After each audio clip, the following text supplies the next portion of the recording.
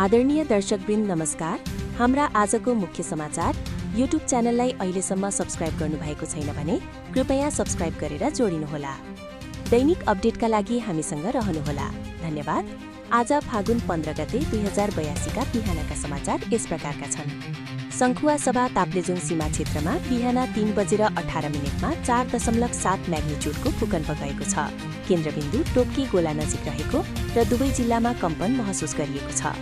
झापाको कचन कवलबाट चैते धानको रोपाई सुरु भएको छ। चैत महिनाको दोस्रो सातासम्म जिल्लाभर रोपाई सम्पन्न हुने अनुमान गरिएको छ।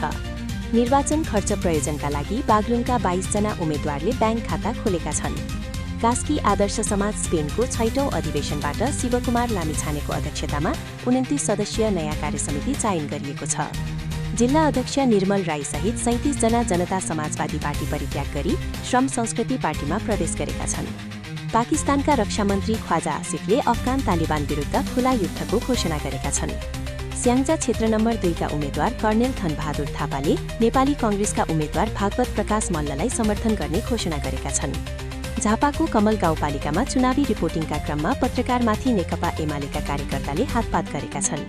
स्विजरल्यान्डको जेनेभामा अमेरिकी र इरानी अधिकारीहरूबीच 6 घण्टा लामो वार्ता भए पनि सहमति हुन सकेन। नेकपा एमालेका महासचिव शङ्कर पोखरेलले बीबीसीको वृत्तचित्रलाई सम्भावित भू-राजनीतिक चलखेलको प्रमाण बताएका छन्।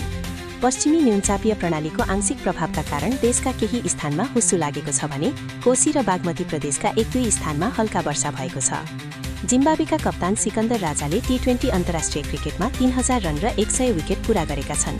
यसअघि मलेसियाका बिरनदीप सिंहले पनि यस्तो उपलब्धि हासिल गरेका थिए। धन्यवाद। हामी पुनः राति नयाँ समाचारसहित उपस्थित हुनेछौँ। नमस्कार।